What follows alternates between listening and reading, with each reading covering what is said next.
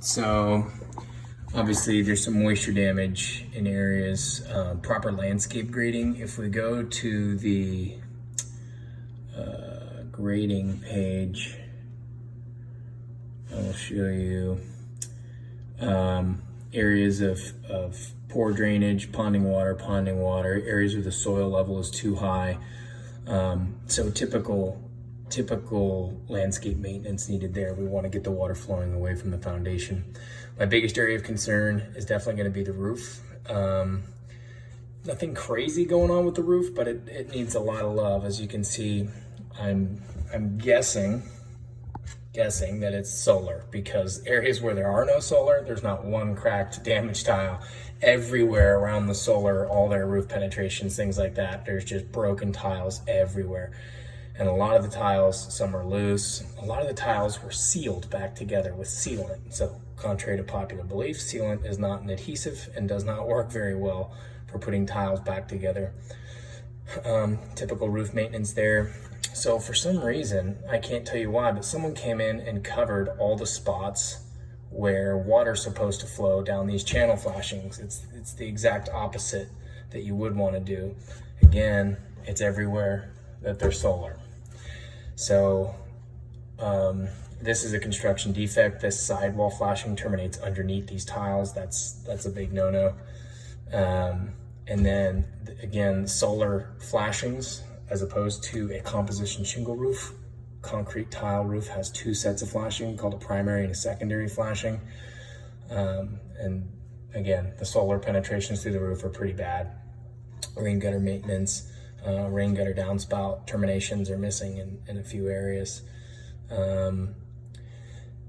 Evidence of past leaks at this water softener. Long story short, with the water softener needs some love. It needs an air gap. It needs some of these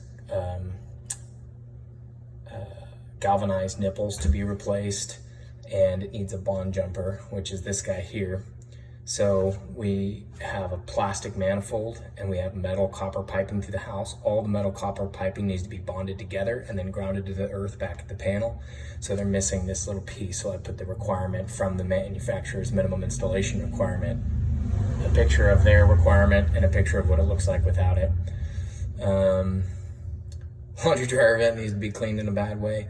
Handful of small installation issues with the water heater. There's no catch pan. They missed some things with the gas line, missing things with the vent pipe. Long story short, it's a 2015 or 2016, has life ahead of it. So I didn't put all those defects in the summary. They're just in the report. Both the shower faucets upstairs. I'm guessing someone was confused about what kind of shower faucet this was. It turns instead of pulls. And so both of these have been pulled off, and so they're just kind of sitting there. Air filter's dirty for the furnace. So they made some alterations to the panel, and what they did was they ran electrical wires that used to be the laundry 30 amp 240 for an electric dryer. So what they did was they made a 50 amp run from the old 30 amp 240 in the garage for the laundry, ran it on the outside of the house and then over to the kitchen. A plethora of issues there. One, we can't run 30 amps.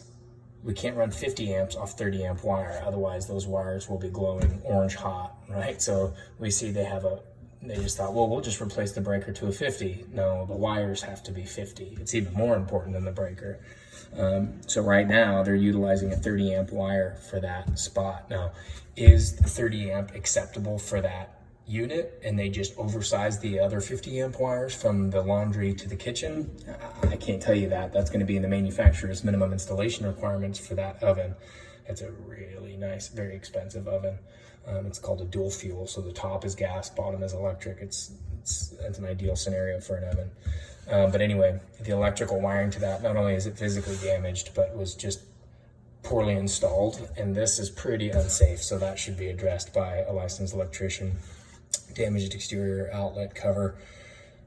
And then all of these components throughout the report, there's a lot more information. Sidewalks ponding water, water at the garage, patios ponding water, moisture damage,